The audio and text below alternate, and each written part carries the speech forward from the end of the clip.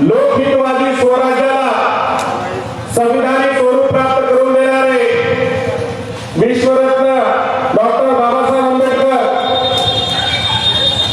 16 ऑगस्टला मुंबईला मोर्चा काढून अम्मा भारतीयांना याची जाणीव करून देणारे ये आजादी झूठी है, देश की जनता भूखी है, साहित्य रत्न अण्णाभाऊ आणि 1990 ला भाकीत करणारे यापुढे टाटा बिर्ला करतील आणि बाकी सारे उपाशी मरतील बाबा कळलं. आणि या देशाच्या स्वातंत्र्यासाठी इंग्रजांविरुद्ध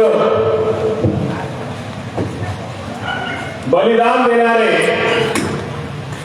स्वातंत्र्यवीर शहीद टिपू सुलतान ज्या ज्या महामानवांनी मानव जातीच्या कल्याणासाठी, या राष्ट्राच्या कल्याणासाठी, बहुजन समाजाच्या कल्याणासाठी आपल्या प्राणाची आहुती दिली, आयुष्यभर संघर्ष केला, त्या सर्व महामानवांना, राष्ट्रपुरुषांना त्यांच्या कार्याला सलाम करतो. आणि आज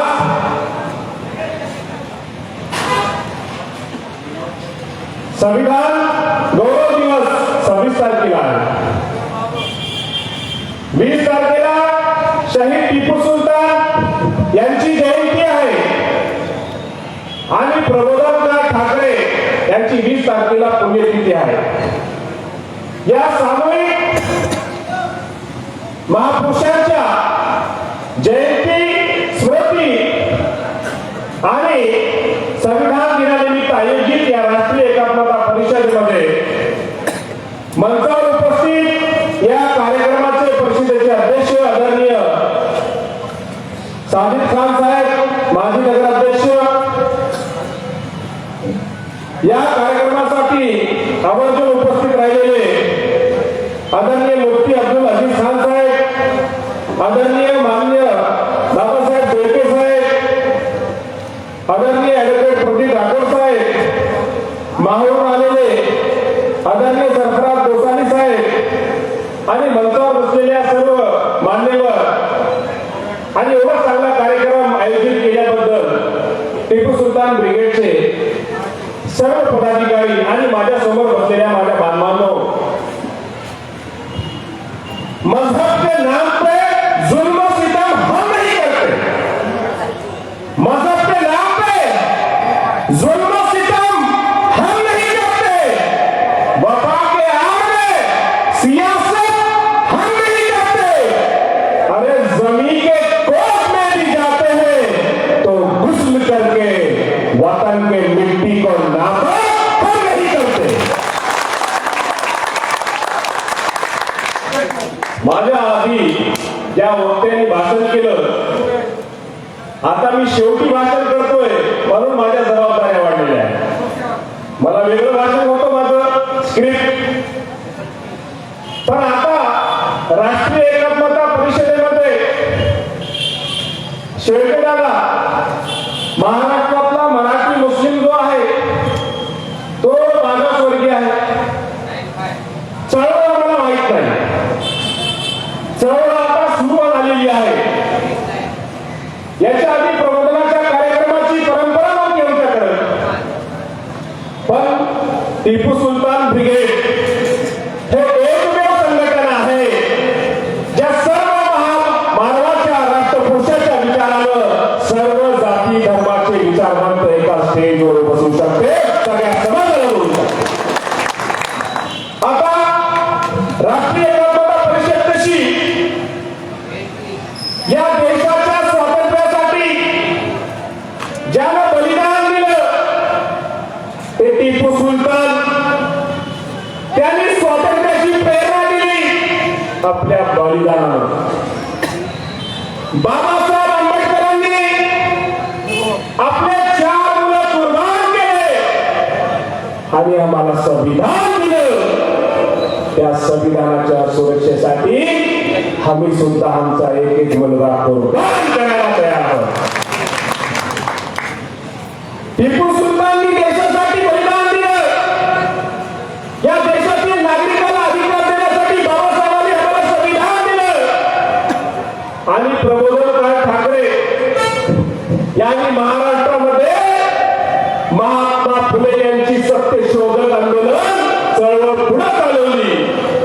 माझ्या मुस्लिम बांधवांना माहित नाही प्रबोधनकार ठाकरे काय लोक म्हणत असतील, अरे ठाकरे कैसे क्या जयंती ना, इल्म की बहुत जरूरत है मेरे भाई। अगर आप इल्म हासिल नहीं करेंगे तो आप पता कैसा करेंगे कि कौन सही है कौन गलत। कुरान में अल्लाह ताला फरमाता है कि तुम्हारे पास जो इंफॉर्मेशन आती है उसकी तहकीक करे बगैर उसे दूसरे तक पहुंचाना नहीं चाहिए। अब मेरी जिम्मेदारी यह है कि मैं जो बात कहूंगा उसकी दलील मेरे पास होना चाहिए। मैं जज्बात में आके तो नहीं बता सकता। पहली बात, दादा साहब शेरके ने एक बात कही हमारे भाई ने कि संविधान के ओरिजिनल कॉपी में टीपू सुल्तान इनकी तस्वीर छपी है। आप बोले मौलाना आप तो कुरान का हवाला दिए कि बगैर दलील के मैं बात नहीं करता। अरे मराठी में एक मना है, बाप दाते नमस्कार दे, एक तो बात बता नहीं तो बस कर। तो बाप भी नहीं बता रहा, 10वां भी नहीं कर रहा। मैं बोला वैसा नहीं। जो लोग ये कहते हैं टीपू सुल्तान राष्ट्र पुरुष नहीं है, स्वतंत्रता सेनानी नहीं है, राष्ट्रीय एकात्मता की प्रेरणा नहीं है, उनको बताने के लिए मैं उनका बाप साथ में लेके फिरता हूं। ये संविधान की ओरिजिनल कॉपी है जिसमें टीपू सुल्तान की तस्वीर ये इधर सीधे लेफ्ट साइड में और इधर झांसी की रानी की तस्वीर। हमारे भाइयों को ये पता होना चाहिए, हमारे देश के राष्ट्र पुरुष जिन्होंने कुर्बानी की उनकी तारीख लोगों तक पहुंचाने के लिए खुद को तारीख को पढ़ना पड़ेगा। अब कुछ लोग बोलेंगे तस्वीर कहां से लाए भाई तुमने, तो संविधान की ओरिजिनल कॉपी में पेज नंबर 144 चैप्टर 60 में ये तस्वीर आपको मिलेगी। अब मेरे भाई बताओ, देश का संविधान ये गवाही देता है टीपू सुल्तान राष्ट्र की प्रेरणा है, ये देश का गद्दार नहीं है।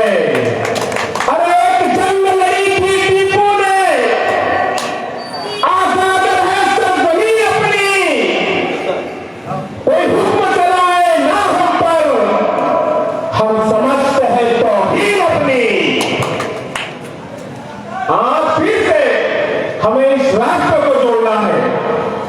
अब टीपू सुल्तान के ऊपर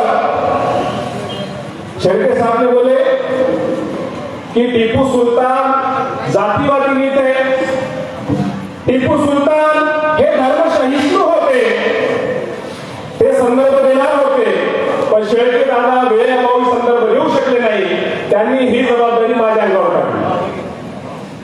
आता मेरी बात गौर से सुनो। कुछ लोगों का एक मुतालबा था ख्वाहिश थी कि मैं मराठी में बात करूं, आपकी इजाजत है? आप समझ रहे ना? हर बात आप गौर और फिक्र करके सुने, क्योंकि जब आपको अगर कोई हमारा नासमझ भाई मिला और उन्होंने पूछा तो आपको जवाब देना आना चाहिए, है ना? अब मैं शुरुआत करता हूं। गुजरात में मोरबी पुल दुर्घटना में हमारे वतनी भाई बड़ी तादाद में उस घटना के अंदर पानी में डूबकर मर गए। इसका हमें बहुत खेद है, दुख है, और सब में पहले हम श्रद्धांजलि अर्पित करते हैं उनको। लेकिन वहां पर मोरबी पुल दुर्घटना में 4 मुस्लिम बच्चे, तौफीक नाम है, हुसैन पठान है, अजीम है, ऐसे 4 4 मुस्लिम बच्चे हैं जिन्होंने उस पुल दुर्घटना में जो लोग पानी में गिरे थे उनकी जान बचाई, 150 लोगों की जान बचाई, 150। और मैं महाराष्ट्र की तरफ से उन 4 बच्चों का अभिनंदन करता हूं, दुआ देता हूं उनको कि उन्होंने हक अदा किया। कुरान ने कहा था जिसने एक इंसान की जान बचाई उसने सारे इंसानियत की जान बचाई। अब 150 लोगों की जान बचाई। अब मैं उन मेरे वतनी भाई माझ्या समाज बांधवाला मी प्रश्न विचारतोय, बांधवांना हे 4 मुस्लिम मुलांनी मोठी पूल दुर्घटनेमध्ये जे आमचे देश बांधव पडले होते, आमचे हिंदू बांधव पडले होते, छठ पूजा या कार्यक्रमानिमित्त आयोजित कार्यक्रमामध्ये दुर्घटना होऊन पडले होते, त्यांचा जीव वाचवण्यासाठी या 4 मुलांनी प्रयत्नाची पराकाष्ठा केली, आपला जीव धोक्यात घातला। एक मुलगा मीडियाला इंटरव्ह्यू देताना म्हणत होता ही घटना पाहिली तुम्ही हादरून गेलो, ही आवाज झालो आणि माझा श्वास वर येत होता, तरी पण मी कसा बसा लोकांना खांद्यावरून पळत होतो। अब मेरा मुतालबा ये है, माझा प्रश्न आहे माझ्या समाज बांधवांना, जर हे 4 मुस्लिम मुलं 150 हिंदू बांधवाचा जीव वाचवतात त्या मोरबी पूल दुर्घटनेमध्ये, हे 4 मुलं जर गुजरातच्या दंग्यामध्ये मेली असती तर या 150 हिंदू बांधवाला कोणी वाचवलं असतं? मी हे का सांगतोय? मी यासाठी सांगतोय की राजकारणासाठी जे लोक तुमची माती भरवताय, राजकारणासाठी जे लोक तुमचा वापर करून घेताय, अरे भ्रष्टाचार करून मोरबी पूल दुर्घटना करतायत आणि हिंदू बांधवांना हिंदू सणाच्या दिवशी पाण्यात बुडून मारताय, ते लोक मदतीला आली नाही। 6 वाजता पूल दुर्घटना झाली, एनडीआरएफची टीम 2 वाजता आली, पण बांधवांनो त्याच राजकारण्यांनी सांगितलं हे मुस्लिम तुमचे शत्रू आहे, हे पाकिस्तान धार्जिन आहे, हे मोगलांची औलाद आहे आणि हे 4 भारतीय मुस्लिम तुमच्या मदतीला धावून आले आणि 150 हिंदू बांधवांचा जीव वाचवला। मी किनवटच्या माझ्या समाज बांधवांना सांगतोय हे 4 मुस्लिम मुलं फक्त गुजरातमध्ये नाही, किनवटमध्ये सुद्धा, नांदेडमध्ये सुद्धा आहेत, यवतमाळमध्ये सुद्धा आहेत, प्रत्येक गावात हे मुस्लिम बांधव आहेत, तुमचे समाज बांधव आहेत। जेव्हा तुम्ही अडचणीत येसाल, जेव्हा तुमच्यावर संकट येईल, जेव्हा तुमचा जीव धोक्यात असेल तर ईश्वराची शपथ घेऊन सांगतो सर्वात आधी तुमच्या मदतीला येणारा हा मुसलमान असणार आहे। फक्त डोळे उघडून पाहायची गरज। त्या मुस्लिम बांधवांनी काय सांगितलं विचार करा। काही दिवसाआधी एक निर्णय आला, बिल्किस बानो या भारत मातेच्या मुलीवर गरोदर असताना ज्या नराधमांनी बलात्कार केला त्याच्या मुलीला भिंतीवर हत्तून मारून टाकलं, त्या नराधमाला एका विशिष्ट जातीचे म्हणून, संस्कारित म्हणून सोडून देण्यात आलं। पण त्या गुजरातच्या मुलावर या निर्णयाचा परिणाम झाला का? त्यांनी म्हटलं का आमच्या समाजाच्या धर्माच्या मुलीबद्दल यांनी असा निर्णय घेतला, आम्ही हिंदू बांधवाला का वाचवलं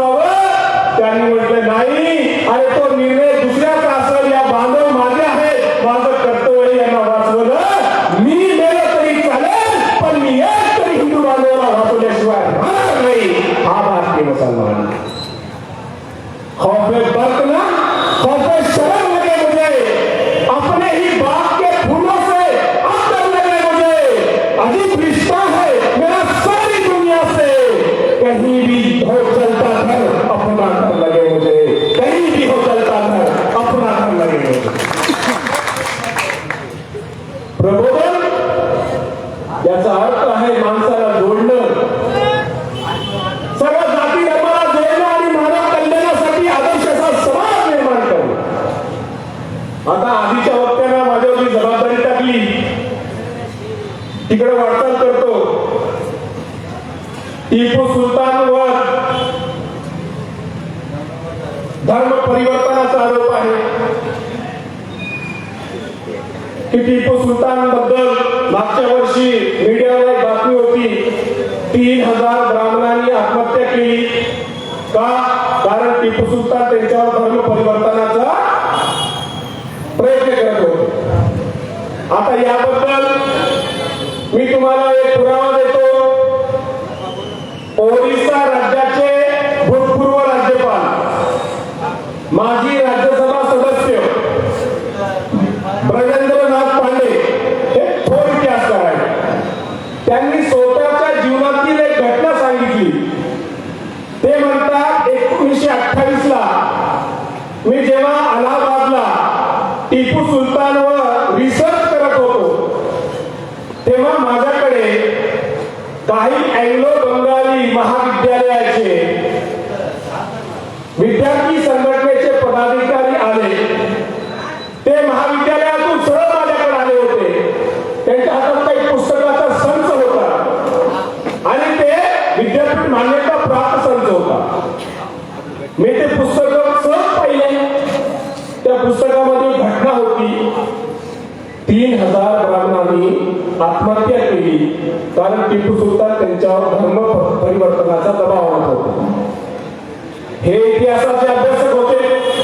यांना आश्चर्य वाटलं, मी पण इतिहासकार, मला का वेळ नाही कुठं, हे कसं लिहिलं.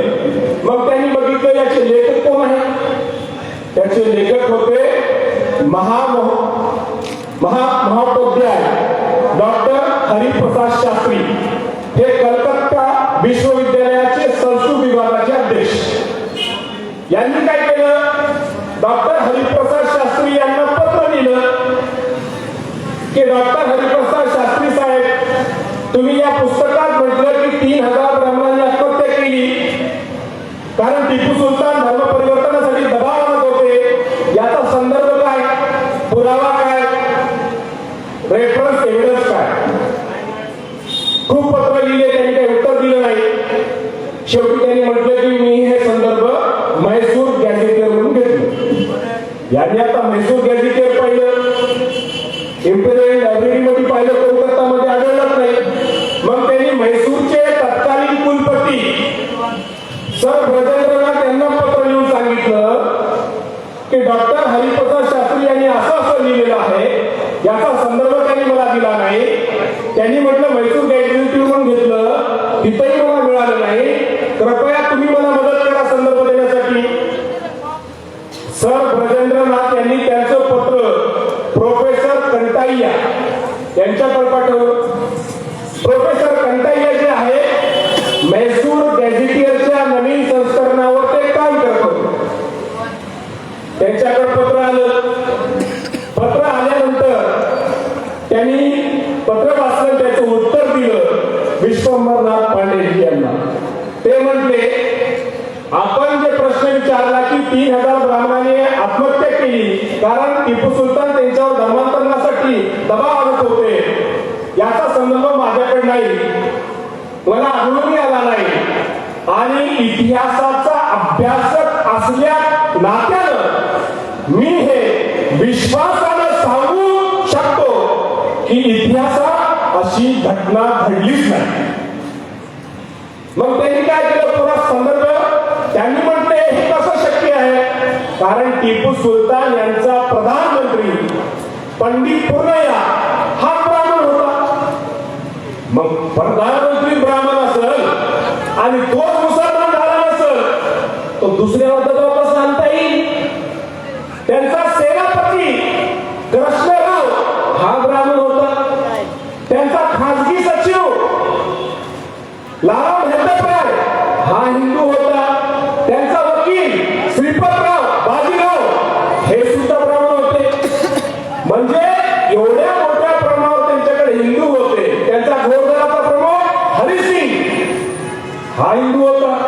त्याचा भाऊ नरसिंग तो पण एक अधिकारी होता. शिवाजीराव नावाचे मराठी 3000 तुकडीचे सरदार होते. पुन्हा त्यांनी टिपू सुलतान यांनी 156 मंदिरांना देणगी आता तुम्ही म्हणसाल 156 मंदिराला टिपू सुलतान देणग्या दिल्या, याचा पुरावा काय? आजही म्हैसूर गॅजेटियर मध्ये आपण जा, तिथे हा पुरावा उपलब्ध आहे. आता हे जर सत्य आहे तर मग यांनी काय केलं? विश्वंभरनाथ पांडे यांनी पुन्हा कलकत्ता विश्वविद्यालयाचे जे कुलपती होते तेव्हाचे, त्यांना पत्र लिहून सगळं सांगितलं की हरिप्रसाद शास्त्री यांनी असं लिहिलं होतं, मी यांना सांगितलं, ब्रजेंद्रनाथला त्यांनी कंटाळ्याला पाठवलं, त्यांनी सांगितलं की अशी घटनाच घडली नाही, तुम्ही एक काम करा, हे पुस्तक बंद करा. तेव्हाचे कुलपती होते कलकत्ता विश्वविद्यालयाचे आशुतोष चौधरी, त्यांनी काय म्हटलं, हो हे तर पुस्तक आम्ही आधीच बंद केलं. विश्वंभरनाथ पांडे यांना वाटलं खरं असेल, बंद केलं. आता 1928 ला सुरू झालेले हे घटनेचं प्रकरण हे जेव्हा उत्तर प्रदेशला जातात विश्वंभरनाथ पांडेजी, तिथल्या माध्यमिक शाळेत एक पुस्तक उचलतात, त्या पुस्तकामध्ये बघतात की तिथं ही घटना जशाच्या तशी लिहिलेली. त्यांनी काय म्हटलं, कुलपतीला बंद करून टाकलं आम्ही पुस्तक. पण 28 मध्ये घडलेली घटना तो पुन्हा 6च्या दशकामध्ये जातात, तर तेव्हा ते म्हणतात त्या पुस्तकात जशाची तशी घटना होती. म्हणजे जाणीवपूर्वक प्रोपोगंडा चालवला गेला. आता तुम्ही म्हणाल हे कसं शक्य? करोना काळामध्ये तबलीग जमात बद्दल कसा प्रोपोगंडा चालवला? करोना बॉम्ब, करोना जिहाद, हे करोनाचा प्रसार करायले, हे हिंदूला मारण्यासाठी करायले. हे बिचारे आमचे बांधव जे प्रबोधनासाठी, समाज प्रबोधनासाठी फिरतात, ते उत्तर देऊ शकत नव्हते.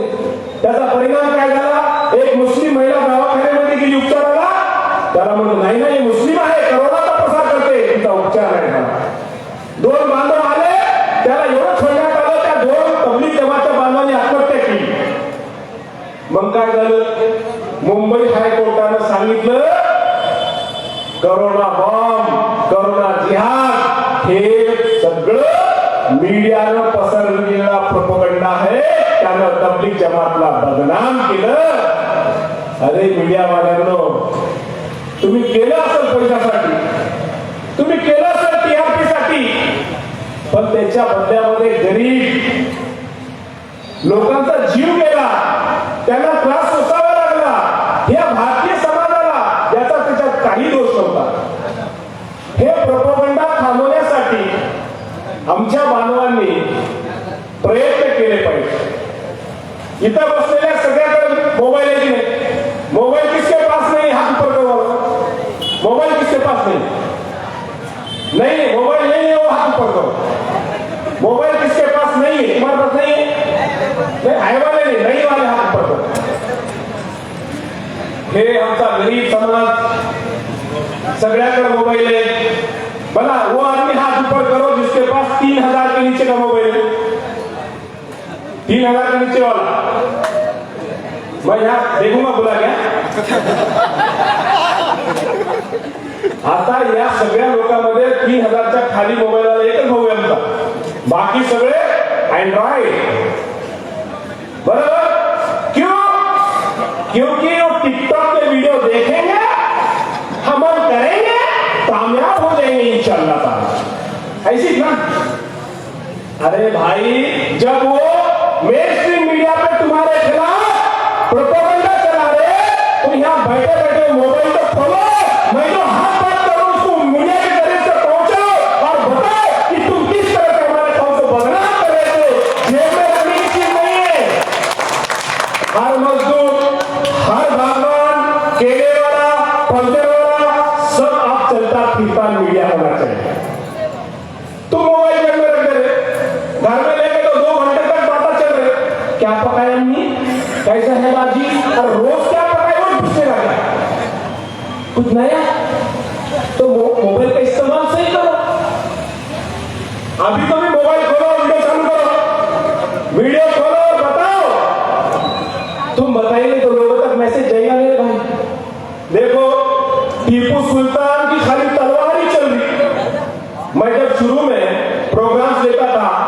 तो लोगों को लगता था टीपू सुल्तान ब्रिगेड के सदर है, बहुत जज्बाती होंगे, ऐसा कुछ तो भी कर देंगे। और सबने उनके दिल में ये टीपू की तलवार है, ये टीपू की तलवार। मेरे भाई, उस दौर की जंग तलवार से होती थी, मगर टीपू ने तलवार से जंग लड़े क्या? आखिरी में रॉकेट छोड़े, रॉकेट। तो बोला क्या तुम्हें? ये टीपू का रॉकेट है, ये टीपू का रॉकेट। इसको मालूम ही नहीं टीपू सुल्तान रॉकेट साइंस में तरक्की करे, इन्हें रॉकेट तक पहुंचा कि अभी भी बोल रही है टीपू की तलवार है, टीपू की तलवार।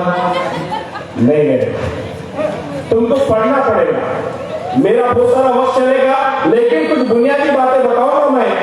अब टीपू सुल्तान जातिवादी नहीं थे, इससे से समझ में आ गया ये प्रोपेगेंडा था। दूसरी बात, महात्मा गांधी इन्होंने यंग इंडिया में 23 जनवरी 1930 में एक लेख लिखे थे। उसमें उन्होंने बोले कि टीपू सुल्तान को बदनाम अंग्रेजों ने करे। टीपू सुल्तान के महल के चारों तरफ वेंकटरमना, श्रीनिवास और रंगनाथ जी, ये 3 मंदिर थे। महात्मा गांधी बोलते अगर टीपू सुल्तान के महल के चारों तरफ मंदिर महफूज है तो ये सबूत है टीपू सुल्तान जातिवादी नहीं थे, टीपू सुल्तान धर्म सहिष्णु थे। आखिरी एक किस्सा बता देता।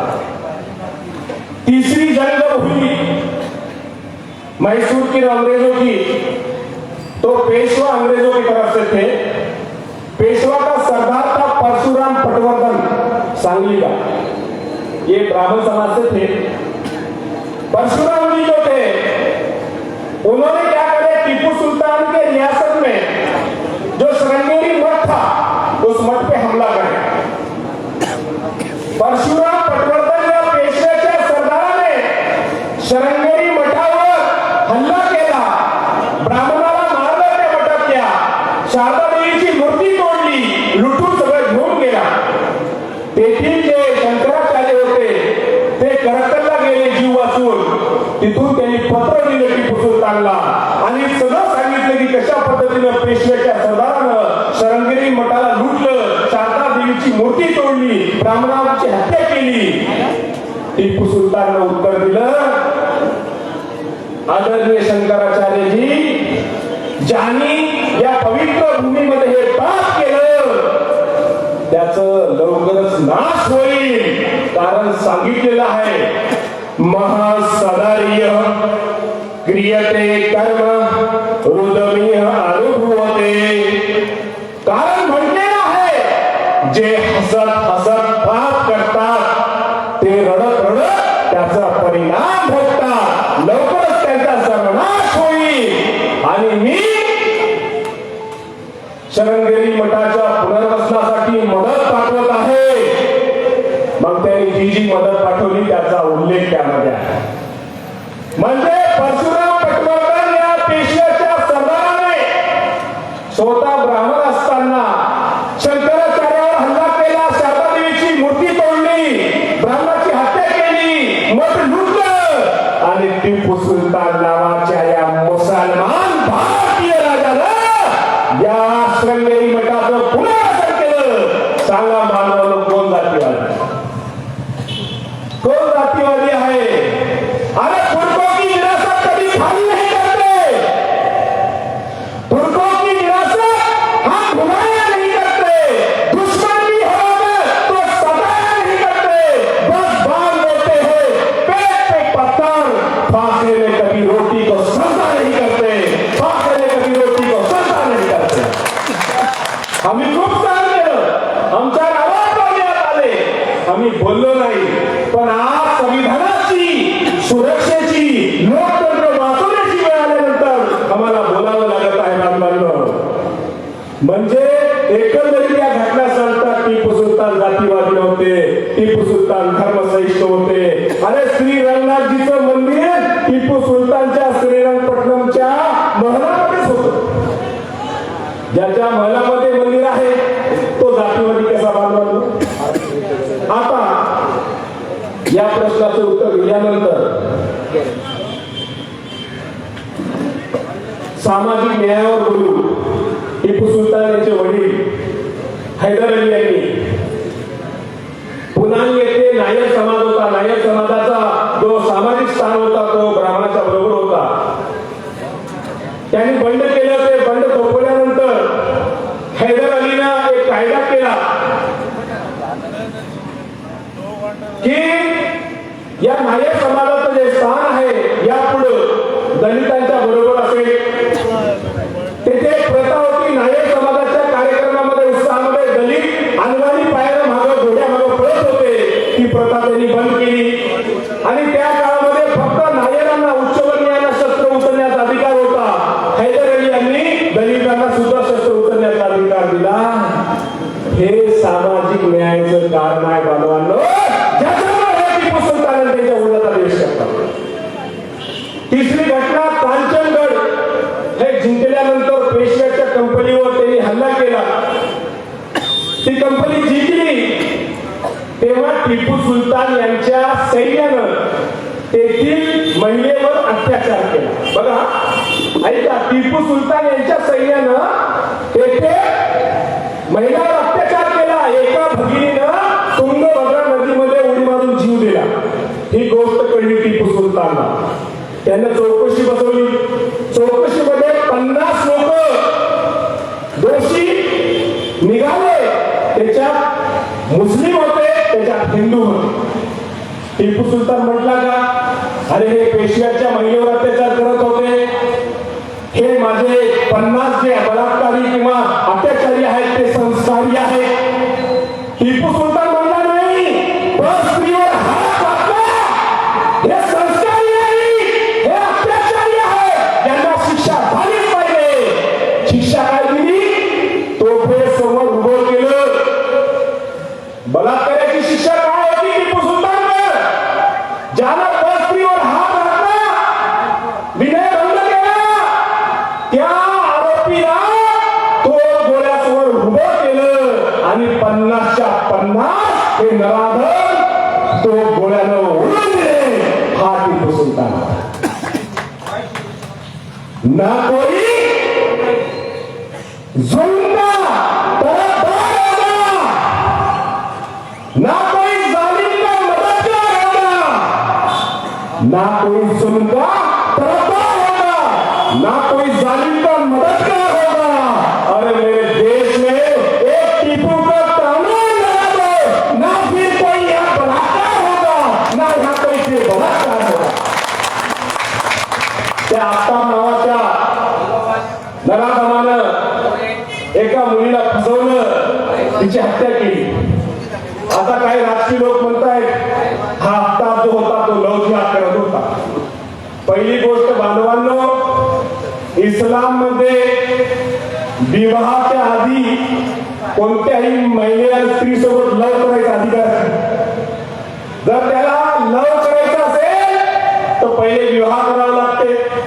विवाहाच्या आधी कोणी लव केलं त्याला व्यभिचार म्हटलं जातं. संबंध स्थापन केलं, त्या संबंध स्थापन करण्याची शिक्षा काय आहे? जर तो अविवाहित असेल तर 100 कोडे मारले जातात, त्याच्यातून मरून जातात. आणि जर विवाहित असेल तो चौकामध्ये उभं केलं जातं आणि थोड्याने मनस्रोत मारलं जातं. अरे बांधवांनो, ज्या जीवन व्यवस्थेमध्ये व्यभिचाराची ही शिक्षा आहे, या नराधमानं तर त्याच्यावर महाभयंकर पाप केलं. त्याचं हे कृत्य इस्लामशी कसं जोड़ता है बांधवांनो, हा विचार केला है. आपल्याला पोटी हमारी भी जिम्मेदारी मेरे भाई, मराठी भाइयों की गलत फहमी है तो मराठी जबान में दूर करना पड़ेगा. अब ये माशरे में जो बुराइयां हैं, स्टेज पे बैठे हुए मेरे भाइयों के दिल में जो गलत फहमियां हैं वो दूर कैसे होंगे? बातचीत करेंगे, डायलॉग करेंगे, हम अपनी तालीमात को उनके सामने पेश करेंगे, कौमी एकजुटता की बात करेंगे. तो कौमी एकजुटता तब होगी जब इनको पता होगा कि हम सब महापुरुषों का आदर करते, हम शिवाजी महाराज का आदर करते, हम महात्मा फुले का आदर करते, हम बाबा साहब का आदर करते, बसवेश्वर महाराज का आदर करते, संत सेवालाल महाराज का आदर करते, गौतम बुद्ध जी का आदर करते. जो महापुरुषों का आदर करते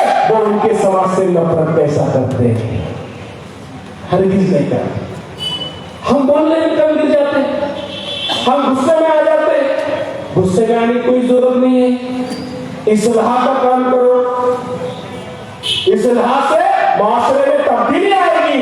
आप देखो पूरे महाराष्ट्र के अंदर मराठा समाज के साथ में जुड़ के काम कर रहा हूं, धनगर समाज के साथ जुड़ के काम कर रहा हूं, आदिवासी भाइयों के साथ कर रहा हूं, यहाँ राठौर के हमारे बैठे हुए बंजारा समाज से है, इतनी बड़ी 80 लाख की आबादी उनके साथ जुड़कर हम देहातों में, पहाड़ों में, जंगलों में जाते हैं समाज से मिलने।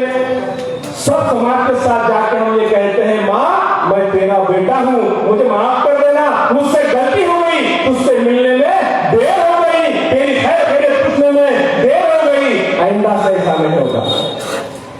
कितने लोग हैं? 1.5 करोड़ महाराष्ट्र में मुस्लिम है, 1.5 करोड़। तुमको क्या करना है? महाराष्ट्र में पूरी आबादी 12 करोड़, उसमें से 1.5 करोड़ तुमको अपने एक मुसलमान को 6 वतनी भाइयों की, महाराष्ट्र के मराठी भाइयों की खैर खैरियत पूछता है। भाऊ कसा आहे, दादा कसे आहात, माय कशी आहे, ताई कशी आहे, काही अडचण आहे का, मदत लागते का, मी आहे ना तुझा भाऊ। इतनी सी बात। अब टीपू सुल्तान को क्यों कबूल करे? हिंदू प्रजा, राजा मुस्लिम। क्यों? टीपू सुल्तान शंकराचार्य का आदर कर रहे, उनके धर्म के आस्था का आदर कर रहे, वो दलित लोगों को समानता का अधिकार दे रहे, इंसाफ कर रहे, इसलिए लोग टीपू सुल्तान को पसंद करते। अब हमारे सुल्तान को कोई पसंद नहीं कर रहा, सुल्तान निकाली घूर के देखा, इसका तो बोलो, इसका गाना करो, क्योंकि हमारा सुल्तान बोल रहा है दिल में क्या है, दुकान के सामने कोई गाना नहीं लगा दे रहा। क्यों? नफरत, नफरत। अभी नफरत को कैसा बदलेंगे? मोहब्बत से बदलेंगे। इसके लिए कोई तो पहल करना चाहिए मेरे भाइयों। अब वक्त की किल्लत है, टीपू सुल्तान क्या है, तारीख की बात हो गई, नफरत की बात हो गई। टीपू सुल्तान एक राष्ट्र पुरुष है, संविधान में उनकी फोटो है, धर्म सहिष्णु थे, 156 मंदिरों को उन्होंने देणगी दिए थे, और उन्होंने शंकराचार्य की मदद करे, चंगेरी मठ को उन्होंने फिर से बनाए। अब टीपू सुल्तान बने कैसा?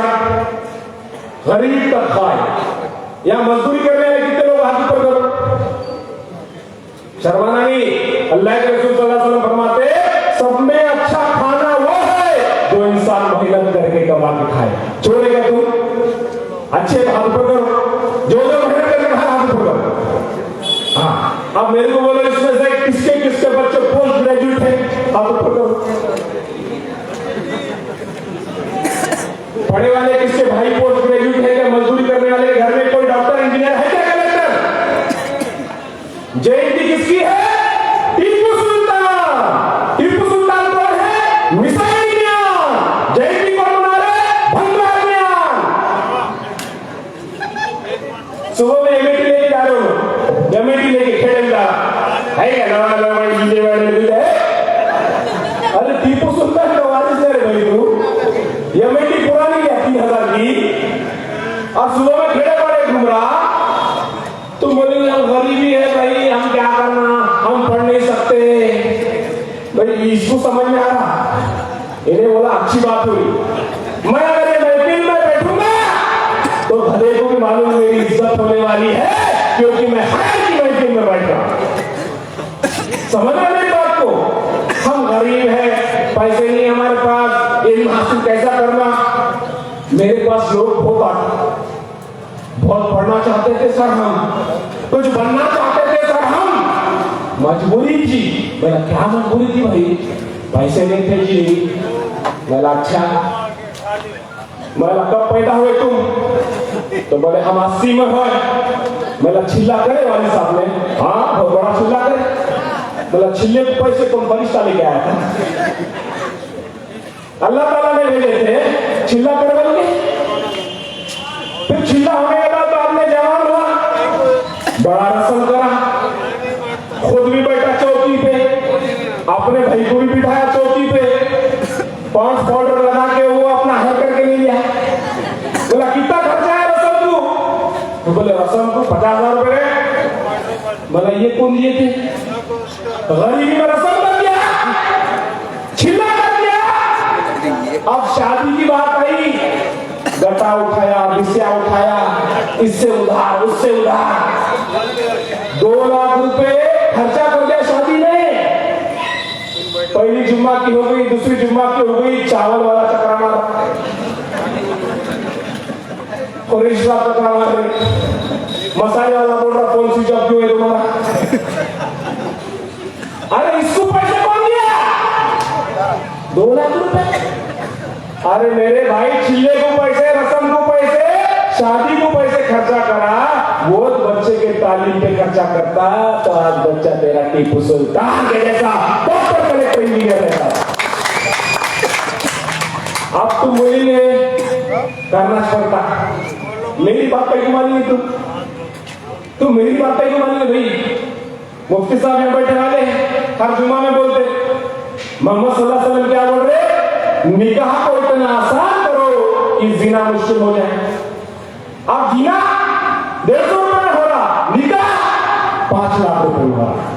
वाह मुसलमानों वाह! ये सब बैठने वाले मंच में मेरे वतनी भाई बोलते होंगे, अरे काय साले मुसलमान है, मोहम्मद पैगंबर बनता विवाह सोचता मैंने करा, व्यर्थ पैसे खर्च करू नका आणि मुसलमान बोलते गड्डे उचलू, फायदा घेऊ, इकडून आणू तिकडून आणू, मोठं लग्न करू।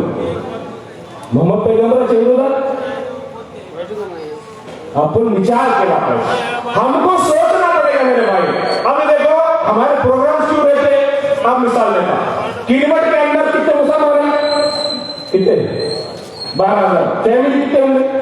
Family 1000, 2000 family.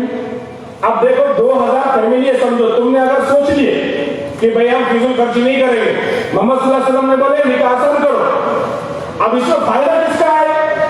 हाजी साहब ने बोले नहीं भाई मैं नहीं कर रहा बड़ी शादी, मोहम्मद सल्लल्लाहु अलैहि वसल्लम ने बोले निकाह आसान करो, तो मैं गुनाह बोल लेता नहीं, अब मैं 10 लाख खर्चने वाला था, नहीं खर्चा, किसके पैसे बचे? तुम्हारे पैसे बचे। अब एक घर में अगर एक शादी के 5 लाख रुपए बचे तो किलवट के अगर हर साल 10 शादियां होते होंगे, कितने बचे? 1 करोड़ रुपए। किसके बचे? नहीं को देने लाते तुम?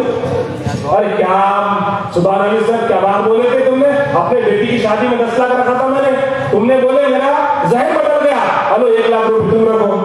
नको भाई नको, तुम्हारा खाना भी नहीं खाता मैं, लेकिन वो पैसों में अपने बच्चों के लिए तालीमी इदारे खोलो, इक़रा बिस्मि रब्बिकल्लज़ी खलक़, इस पे अमल करो, कोई जरूरत ना शादी खाने। मैं तो नांदेड़ में जाने को डर रहा, हमारे जमीन पे यहाँ पर नांदेड़ में गया, पीर बुरान पे एक बार नमाज के लिए मस्जिद ढूंढ लूं, ऐसा देखा कि होटल, ऐसा देखा कि होटल, ये 35-40 होटल। मेरे को बाद में समझ में आया नांदेड़ के मुसलमानों की जरूरत वह है खाने का मरकज, होटल। होटल नाम क्या है? मदीना बिरयानी के होटल। और मदीने में पूरे दुनिया के लोग क्यों जाते थे? इल्म हासिल करने के लिए। मदीना वर्ल्ड का सेंटर था, इल्म का, वर्ल्ड यूनिवर्सिटी थी, पूरे दुनिया के लोग इल्म हासिल करने जाते थे। हम कहा जा रहे मदीना होटल में बिरयानी खाने। क्या तरीका भी, कहां से खाने की चले कल्चर को तुम? और हमारे मुफ्ती साहब बोलते बाजार में खाना हल्केपन की निशानी है। हल्केपन की 2000 रुपए खर्च कर रहे हैं। अब ये पैसा किसका जा रहा? हमारा पैसा जा रहा, फिजूल पैसा जा रहा, कोई तालीमी इदारे नहीं, मोहम्मद सल्लल्लाहु अलैहि वसल्लम के नाम पे कोई हॉस्पिटल नहीं। अरे ये हमारे वतनी भाई क्या सोचेंगे हमारे बारे में? टीपू सुल्तान जो थे, उनके वालिद साहब हैदर अली की जो दादी थे, वो खेत में काम को जाते थे।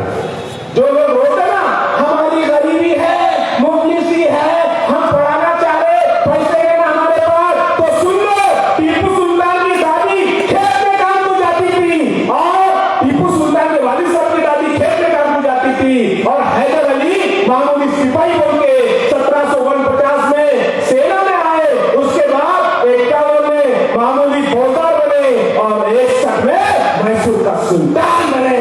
ये मेहनत करना पड़ेगा। गरीबी का रोना बंद कर लो। 25-15 रुपए की 20 रुपए की पूरी खा रहे, 799 का रिचार्ज मार रहे, बड़े को पैसे देना कभी के पास। टीपू सुल्तान की खुद की लाइब्रेरी थी, लाइब्रेरी। टीपू सुल्तान की खुद की लाइब्रेरी, उसमें किताबा कितने? 1892 किताबा। सही बोलो, हमने 50 लाख का घर बंदे, किताबों के वास्ते है अपने पास जमा रखने को, किताबों क्या करने का सर? हमने बड़ी 52 इंच की एलसीडी टीवी लाया, हॉल में बीच में रखे। क्यों? टीवी देखते तो हम लोग करते ना साहब, हमारी दुनिया आखिर टीवी से बनती। यह 1892 किताबें टीपू सुल्तान के पर्सनल लाइब्रेरी है। कुरान मजीद की 44 किताबें, तफसीर कुरान की 44 किताबें, उसके बाद हदीस नबी की 46 किताबें, तौहीद और रिसालत की 46 किताबें, मेडिकल साइंस की 62 किताबें। मेडिकल साइंस की किताबें किसके पास? टीपू सुल्तान के पास है। हमारे पास पढ़ेंगे नहीं तो टीपू सुल्तान कैसे बनेंगे? सुल्तान को तो खाली तलवार लेके अंग्रेजों के सामने क्या लड़ने वाले थे? ये किताबें कौन पढ़ा? 1892 किताबें पढ़े। हम क्या पढ़ रहे? जामिया अल उमर, ये विद्यापीठ, ये तालीमी इदारा खाई करे टीपू सुल्तान ने। जामिया अल उमर, गरीब लोगों को तालीम मिलना बोल के इदारा कायम करे। हम टीपू सुल्तान के नाम पे क्या डीजे लगा के नाचने की बात कर रहे हैं? नहीं, तालीम इदारा कायम करो, ये वक्त की जरूरत है। साइंटिस्ट बनना है तो टीपू सुल्तान का नाम लेना है। टीपू सुल्तान, इन्होंने एक खिलौना बनाया था, खिलौना, मैकेनिकल इंजीनियर जिसको बोलते ना, एक खिलौना बनाए। वो खिलौना ऐसा था, अंग्रेज सोए वाला है, ऊपर शेर है, चाबी दिए तो शेर दहाड़ता, अंग्रेज को फाड़ता। आज भी वो खिलौना है, उसमें जो दहाड़ने की आवाज आती कैसी आती किसको नहीं मालूम। स्पीकर का इजाद 1861 में जॉन फिलिप रेस नाम के एक साइंटिस्ट ने करा था। कब? 1861 में। और टीपू सुल्तान ने उससे 70 साल पहले एक खिलौना बनाए। अंग्रेज के ऊपर शेर है, चाबी दिए तो शेर दहाड़ता, अंग्रेज को फाड़ता। वो जो दहाड़ने की आवाज आती, वो मशीन के फ्रिक्शन से आती कि स्पीकर से आती, किसी को नहीं मालूम। है मैकेनिकल इंजीनियर टीपू सुल्तान। आज हमारे लोग, अरे उन्होंने मैकेनिकल इंजीनियर है, उन्होंने रॉकेट बनाए, तो मोबाइल का अपना कीपैड तो बना, चार्जर तो बना, चेन कवर तो बना, कुछ भी नहीं बना। पुराने मोबाइल ढूंढते फिर रहा मोबाइल दुकान पे। कैसा बनेगा टीपू सुल्तान? आप तो नया फार्मूला आने वाला है, वो बजाज फाइनेंस से मोबाइल ले रहा, बजाज फाइनेंस से बड़ा मोबाइल लेके शादियों में उतरा रहा, ये में आई, घर में जाकर रो रहा, अम्मी मेरा ये में आया है। अबे कैसा सुल्तान है, मां को भरने लगा रास्ते। क्या जरूरत है तुम्हारे को कर्जा लेके मोबाइल लेने की? वो 10,000 रुपए लो, 10,000 रुपए का गाड़ा लगाओ, वो गाड़े में ईमानदारी से फल फ्रूट बेचो, उससे 500 रुपए कमाओ। ये है टीपू सुल्तान, जो हराम की रोजी कमाता, अपने घर वालों का हक अदा करता और सोसाइटी को कंट्रीब्यूट करता। ये क्या उदाहरण पाता है, कर्ज में डूब जाए, कोई फायदा नहीं मेरे भाई। फ्रांस का एक सर्जन टीपू सुल्तान ने बुलाए थे, बेनाज नाम का। उसको इसलिए बुलाया, सर्जन क्यों बुलाते हैं? उससे जदीद इल्म हासिल करना था। अब वो बंदा आया टीपू सुल्तान को सिखाने के वास्ते मेडिकल साइंस। थोड़े दिन रखे, बोले मियां तुम जाओ। बोले बेनाज साहब बोले, अरे ऐसा कैसा जाओ, तुमने एग्रीमेंट करने वाला है? नहीं तुम जाओ, हम बोलते तुम्हारे मालिक को क्या बोलने। इन्हों अपना थम करते गए पौंडीचेरी गवर्नर के पास। मेरे को फ्रांस से बुलाया टीपू सुल्तान ने, मैं सर्जन हूँ ऐसा, और वो मेरे को बोल रहे की जरूरत नहीं तुम्हारे जाओ, ये ऐसा कैसा? तो पौंडीचेरी गवर्नर ने बोला टीपू सुल्तान को खत लिख के, भैया क्या मामला है, तुमने इतने दूर से बोला बंदे को, एग्रीमेंट करने वाला है आपने? हाँ बोले करा था मैंने एग्रीमेंट। तुमने बोले वो सर्जन है, वो धारी का है, लेकिन मैंने देखा कि इसका इल्म जो है मेरे से घटिया है, इससे अच्छा तो मेरे को आता, मेरे को उसकी जरूरत नहीं, लेकिन जाओ। अब टीपू सुल्तान का मेडिकल साइंस का इल्म वो फ्रांस के सर्जन से अच्छा था। हमारे को डॉक्टर ने दिया, चिट्ठी पढ़ने नहीं आती, 10 साहब ये गोली कब खाने का? मरने के बाद खा, मरने के बाद। अबे देखो लिख के दिया उन्होंने, यहाँ गोल करा, रखी मारा, बाद में गोल करा, सुबह एक शाम में नहीं साहब ये कब खाने का? तो बॉटल पे लिख के दो, सुबह निहार पे, दोपहर में खाने के बाद बॉटल पे लिख के दो। अरे वाह रे वाह सुल्तान, चूहे मारने की दवा डाल के खिला देना इसके बाद। अरे कैसा बनेगा तू मेडिकल साइंस में आगे?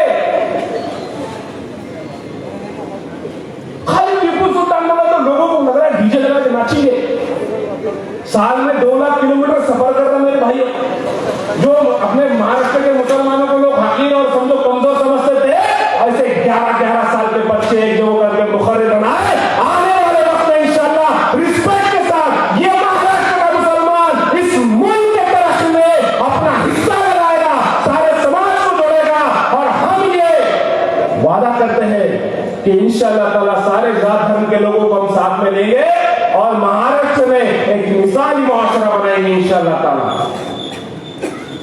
लास्ट के 10 मिनट बचे हैं तुम्हें। आप टीपू सुल्तान समझा नहीं क्या है? टीपू सुल्तान इतने दिनों में अंग्रेजों को भी समझे, तुमको कैसा समझाना है? अब ये स्वदेशी आंदोलन का एक किस्सा देख लो। स्वदेशी आंदोलन जो बोलते हैं ना, तो टीपू सुल्तान ने मैसूर के माजी दीवान है सरदार पुतराज अर्स बोल के, उन्होंने मैटेक सोसाइटी के जनरल में 1919 में ये लिखे थे कि जिसको आज स्वदेशी आंदोलन बोलते हैं, इस आंदोलन को टीपू सुल्तान ने 125 साल पहले शुरू करे थे विदेशी लोगों के लाचारी से बचाने के वास्ते। तो टीपू सुल्तान के खुद के कारखाने थे, मसाले का बिजनेस, कागज का बिजनेस, रेशम का बिजनेस, ये सब उनके पास बिजनेस थे।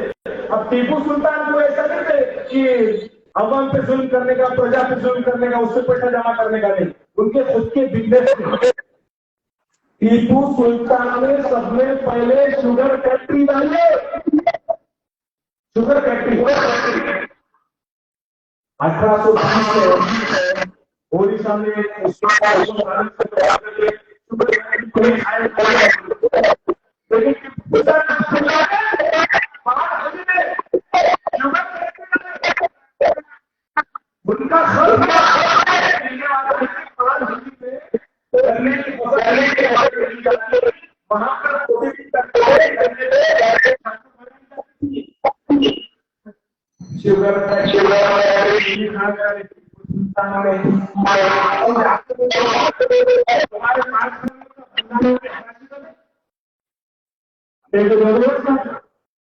अबे कब तक भंगार बनता,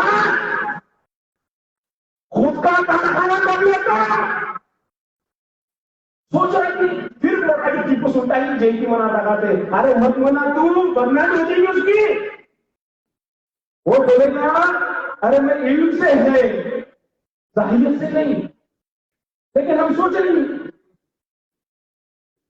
शुगर फैक्ट्री वाले के बच्चे, उन्होंने एक इंजन बनाए थे, मशीन, वो भाप पे चलती थी, पानी के भाप पे चलती थी, बंदूक को होल करने के वास्ते। सोचो उस टाइम पे मशीन इजाद की उन्होंने जो पानी के भाप पे चलती है। हमारे पास वो नहीं। एक किस्सा बताता, उन्होंने फ्रांस के लुई को ये खत भेजे कि भाई मैं 400 लोगों का शिष्टमंडल फ्रांस भेजना चाह रहा, एक बड़ा जहाज तुम्हारा भेजो, 400 लोगों को लेके जाने वाला, यूरोप के समंदर में सल्तनत खुदा का परिचय लहराने वाले। फ्रांस के लुई ने बोला टीपू सुल्तान नहीं होता बड़ा जहाज मेरे पास, 400 लोगों को इतना दूर यूरोप के समंदर में हमारे पास लाने वाला नहीं है भाई जहाज। टीपू सुल्तान ने बोले क्या, देखो लो लुई साहब, देखो ना वहां पर कुछ तो भी करो मेरे वास्ते। 400 लोग नहीं हुआ तो 200 के 200 के नहीं हुए तो 100 के 4 दो, देखो ना कुछ तो भी करो, मेरी इज्जत का सवाल है। टीपू सुल्तान ने बोले तुम्हारे पास नहीं है, कोई बात नहीं, रुको, कुछ ही दिनों के अंदर खुद ऐसा जहाज बनाए, 400 लोगों का शिष्टमंडल उस जहाज में यूरोप के समंदर में सल्तनत खुदादास का परचम लेना है। ये है टीपू सुल्तान। अभी भी हम लोग जमीन लेके खेड़े पारे घूमने का सोच रहे, बंद जहाज बनाने वाले थे। और अभी तुम्हें पीछे वो राफेल जहाज देखा, तुम फ्रांस से राफेल जहाज में बनना था फ्रांस का। अनिल अंबानी को बंगारा कमीशन लेने का दिला दी। अब उसमें कमीशन कितना गया, दलाली कितनी गई, सब तुमको मालूम है। मैं ये बात इसलिए बता रहा हूं, अगर टीपू सुल्तान की तारीख इस देश को मालूम हो जाती तो हमारे को ये नौबत नहीं आती कि हम भंगार राफेल का जहाज दलाली देकर इस मुल्क को लेना पड़ता। अरे हम जहाज बनाते और दुनिया वालों को देते। टेक्नोलॉजी हमारे पास है, लेकिन नहीं हमें टेक्नोलॉजी। इस बात को हमको समझना पड़ेगा मेरे भाई। अब रही बात दूसरे समाज को अपने समाज से कैसा जोड़ेंगे। हमारे कुछ लोग क्या करते हैं, उत्तर प्रदेश की जो फैमिली है वो यहाँ चलाते हैं, गंगा जमनी तहजीब है, अब मेरे को बोलो गंगा यहाँ है से यहाँ की तहजीब जिजा माता, सावित्री माता, फातिमा शेख, अहिल्या माता होकर रमाई माता, निमाई माता, जितने भी लोग हैं हमारे बिरसा मुंडा जी, अरे ये यहाँ की तहजीब है। अगर वो समाज के साथ ताल्लुकात कायम करना है तो उनके बुजुर्गों के ताल्लुक से तुम्हारी क्या राय है वो उनको मालूम होना चाहिए। प्रबोधन ठाकरे, उद्धव साहब ठाकरे के दादाजी बाला साहब ठाकरे के वालिद साहब अपने किताब में लिखते हैं कि मोहम्मद सल्लल्लाहु अलैहि वसल्लम ने अपने 23 सालाना जिंदगी में जो दुनिया में इनकलाब बर्पा किया, ना भूत ना भविष्य इससे पहले कभी हुआ ना बाद में कभी होगा। ये एक गरीब यतीम बच्चा ये इनकलाब पैदा नहीं कर सकता, ये गैर मामूली शख्सियत है। कौन बोल रहे प्रबोधन का मालूम नहीं मालूम? अरे इस महाराष्ट्र में जो संत महापुरुष है, संत तुकाराम का मैंने नाम लिया। संत तुकाराम कहते हैं अल्लाह दे अल्लाह दिलावे, अल्लाह दारू अल्लाह खिलावे, अल्लाह बगैर नहीं कोई, अल्लाह करे सभी होए। उन्होंने करे मुसलमानों की, उन्होंने बोल रहे कि देखो देने वाला रब है, तुम्हारी जरूरतें पूरी करने वाला रब है। इलेक्शन के दिन लीडरों के घर पे लाइन मत लगाओ। संत तुकाराम बोल रहे वही हुआ। संत तुकोजी महाराज हमारे इधर के, उन्होंने बताते मोहम्मद आने के लिए प्रार्थना लिकुरला इस्लाम कराया चाहना संगठित केले त्याने तो जमातया काळी लोक प्रतिमा पूजक नसावे त्यांना ईश्वराशी दाखावे उपदेश हा मोहम्मदाचा नाही ते का देशासाठी। संत तुकडोजी महाराज, अब जितने लोग संत तुकडोजी महाराज को मानते, ये तारीख उन तक पहुंच गई तो तुमसे क्यों नफरत करेंगे? वो मोहम्मद से क्यों नफरत करेंगे? वो इस्लाम से नफरत क्यों करेंगे? जब उनके राष्ट्र पुरुषों ने महापुरुषों ने नफरत नहीं करे तो उनके मानने वाले क्यों करेंगे? हमको कुछ भी नहीं मालूम, हम खाली झगड़े की बात कर रहे हैं। आखिरी बात बता दो, महात्मा फुले जी जो मेरे मूवमेंट के आइडॉल है, महात्मा फुले जी वो शख्स है जिन्होंने मोहम्मद सल्लल्लाहु अलैहि वसल्लम पे पूरी दुनिया में पहली मराठी में नाच लिखे, वो महात्मा ज्योतिबा फुले। क्या बोले? मोहम्मद झाला जहां मर्द खरा त्यागले संताला सत्यासाठी खोटा धर्म सोडा साम्राज्य देताना जन्मधारण लिहिला दिशा पायी जनहितासाठी लिहिणे उडाला हिमती कराला जगी वीर जगाचा पालक निर्मित अनादी सराकार वंदे नित्य सत्य मानक गीत दारिणी विनोद नाही देवा देवा पहली नाथ मराठी में महात्मा फुले। अब मेरे को बोलो कौन सा मुसलमान है जी जो महात्मा फुले की मुखालिफत करेगा? मालूमात नहीं, इल्म नहीं, इसलिए हम आपस में लड़ रहे। अरे महापुरुषों ने लड़ना नहीं सिखाया है, महापुरुषों ने मोहब्बत करना सिखाया है, इसलिए एक होगा मोहब्बत करो। इस महाराष्ट्र को महापुरुषों के विचारों का बनाओ। मैंने कुछ बहुत सारे चीजें लाया था, लेकिन एक बात बताना चाहता हूं। भूख से वीर मरे महाराष्ट्र के बच्चे अमृत काल में पेट से दूर भोजन की थाली, ये न्यूज है 20 सितंबर 2022। हेलो, महाराष्ट्र में 16 जिलों में कुपोषण है, उसमें से तुम्हारा भी जिला था। 15,000 बच्चे कुपोषित थे। पिछले 3 सालों में 6,000 बच्चों की मौत हो गई कुपोषण से। इस देश में 10 लाख बच्चे सालाना मर जाते भूख से, और हम बोलते कि मोहम्मद सल्लल्लाहु अलैहि वसल्लम ने फरमाए वो मोमिन नहीं जो खुद पेट भरकर खाए उसका पड़ोसी धोखा है। अब मेरे को बोलो मेरे भाइयों, अगर इस महाराष्ट्र में 6,000 बच्चे भूख से मर गए कौन जिम्मेदार है? जिम्मेदारी। अरे कब तक हम लोगों पर निशान लगाते रहेंगे? आज जरूरत है, वो बच्चे तुमको पुकार रहे हैं, जाओ उनकी मदद कीजिए। क्या है हालत? मालदारों के घर में 5-5 लाख के कुत्ते, टाबर मैन, जर्मन शेफर्ड, और कुछ तो पढ़े लिखे लोग ऐसे हैं सुबह में कुत्ते लेके फिर रहे। इस देश में 2 करोड़ यतीम बच्चे हैं, उनका कौन है मेरे भाई? उनको कौन देखेगा? हमारी जरूरत है हमारी लड़ाई इंसानियत के लिए है। हम इस मुल्क में 18 लाख लोग हैं जो घर नहीं फुटपाथ पर रहते, उनके लिए हमको लड़ना है। इस महाराष्ट्र के भूखे लोगों के लिए लड़ना है, गरीबों के लिए लड़ना है। हट्टन धर्म कोटी मालिक काला सुंदर दो मुस्लिम आदिवासी बंजारा ये सारे लोगों को साथ में लेना है और गरीबी के खिलाफ लड़ना है। इंशाअल्लाह ताला आज आपने ये अहद करना है कि मेरे जिंदगी में मैं ज्यादा कुछ नहीं करूंगा, लेकिन एक यतीम की जिम्मेदारी लूंगा इंशाअल्लाह। करते बोल